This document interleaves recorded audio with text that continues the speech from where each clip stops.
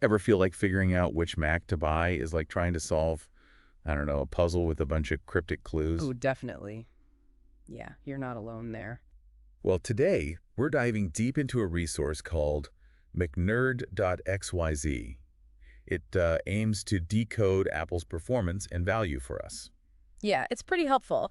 So whether you're thinking about upgrading your current machine, or maybe you're just curious about the latest Mac tech. Or just want a better handle on what's out there. Exactly. This deep dive should give you some really useful insights. So McNerd.xyz positions itself as the place to go to really analyze Apple devices.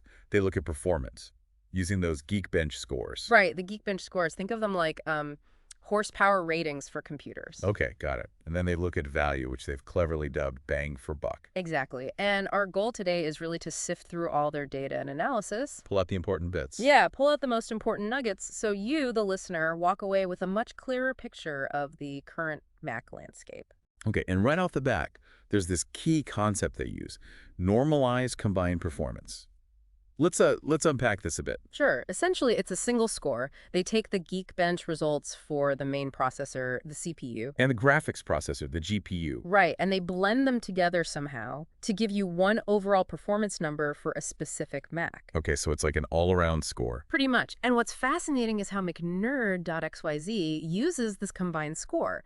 It really illustrates how the performance of Apple's own chips has evolved. Do you mean like generation to generation? Exactly. If you look at their data for the base level M series chips, the M1, M2, M3, and now M4, they highlight what looks like a pretty consistent upward climb in performance. It's almost a straight line on their charts. It really paints a picture, doesn't it? Yeah. You can sort of see Apple's silicon journey laid out. Yeah. And they give us actual numbers, the normalized combined score. Which makes it really concrete, yeah. So the original M1 score is what, 15,271? Then the M2 jumps up to 19,137. Quite a leap.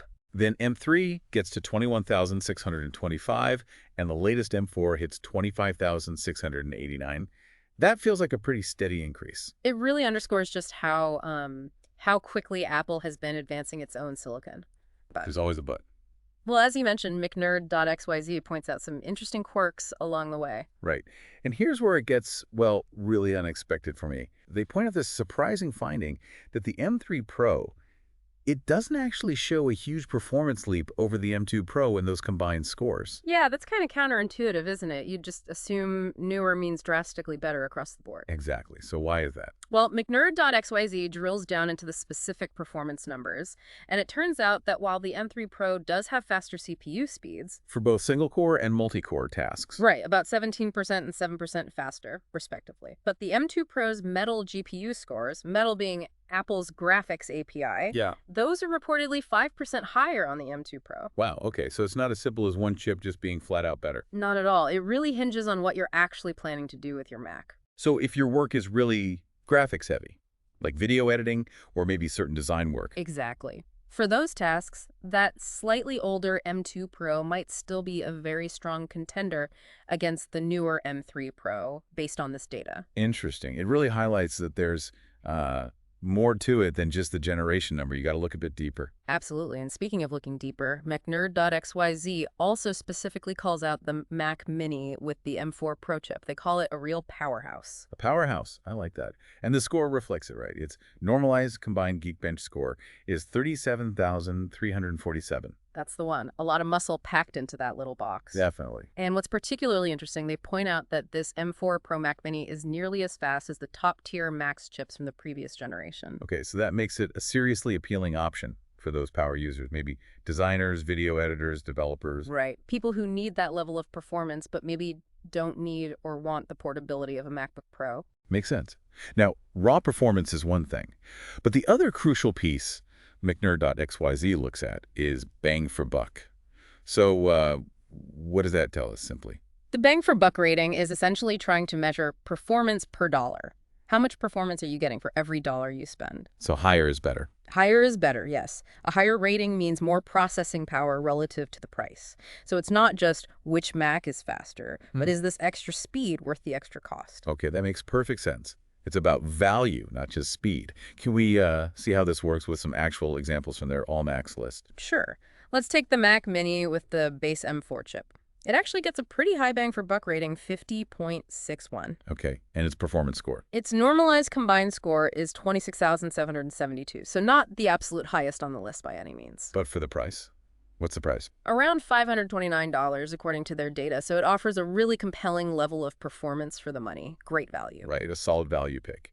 How does that compare to something that is a top-tier performer, like maybe a Mac Studio? Good comparison. Okay, consider the Mac Studio with the M3 Ultra, the binned version, where maybe not all cores are active, often slightly cheaper. Okay. Its normalized combined score is massive, 60,296, incredibly powerful. Wow. But its bang for buck rating is much lower, only 15.08. And why is that? The price, I assume. Exactly. The price is significantly higher, around $3,999. So while it's unbelievably fast, you are definitely paying a premium for that absolute top-of-the-line performance. Less bang for your buck. That really highlights the trade-off, doesn't it?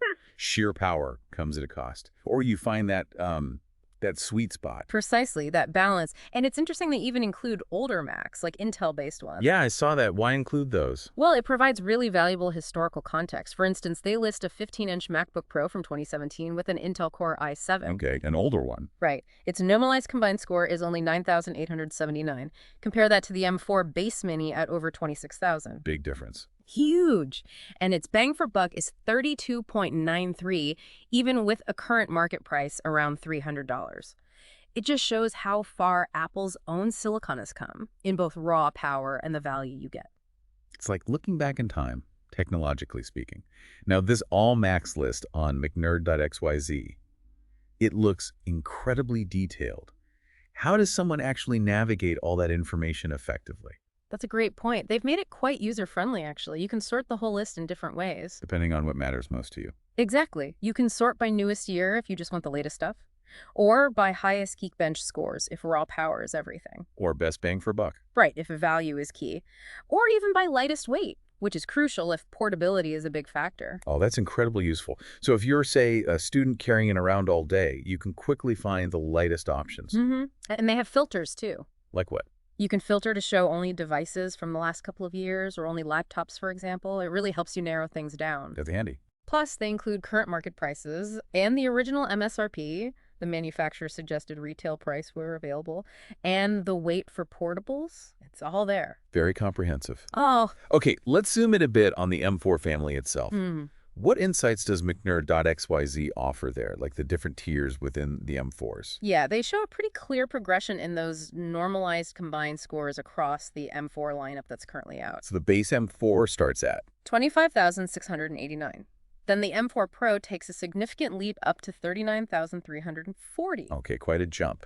And the Max. The M4 Max hits an impressive 56,834. Wow. So a substantial increase from base to Pro and again from Pro to Max, all within the same generation. It really shows how scalable their chip design is. Definitely. Right. And I noticed they mentioned something about, maybe the absence of something, an M4 Ultra. Ah, yes.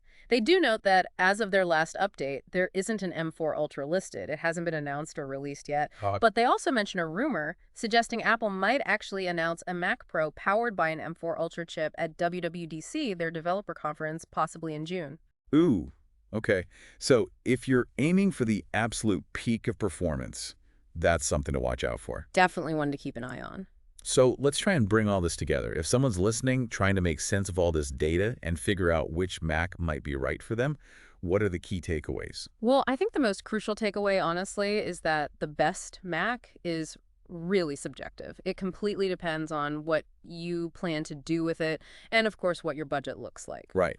What's perfect for a pro video editor is probably overkill for email and web browsing. Totally. The needs are just different. And it's clear the M4 generation, generally speaking, represents a significant performance step up from earlier chips. Absolutely. That trend line is pretty clear. And for those really focused on value, that bang for buck metric is incredibly useful. Yeah, for finding the Macs that give you the most processing power without, emptying your bank account. It helps identify those value sweet spots. And it was really interesting to see that even within the same generation, like the M3s, you get those surprising performance differences in specific areas. Like that M2 Pro versus M3 Pro GPU situation. Exactly. That's a key point right there. It shows you need to look beyond just the chip name sometimes. Precisely. Consider the specific tasks you'll be doing most often. And of course, keeping an eye on future announcements, like that potential M4 Ultra, could change the landscape at the high end. So McNerd.xyz really does seem like a fantastic resource for navigating what can feel like a really complex decision. It gives you that data-driven perspective on both performance and value. Yeah, which is super helpful. It really is. And ultimately, it just underscores that choosing a Mac isn't just about chasing the highest benchmark number. It's about finding the right balance. Exactly. The balance between performance, price, and most importantly, your own individual needs and how you actually use your computer day to day. That's a really insightful way to frame it. Yeah. So maybe a final thought for everyone listening. Considering these performance trends, and especially those bang-for-buck ratings, what assumptions might you reconsider about your next tech purchase? Is that absolute top-of-the-line raw power always the smartest choice? Or could a more strategically chosen value-focused Mac actually serve you better than you initially thought? Definitely some good food for thought there.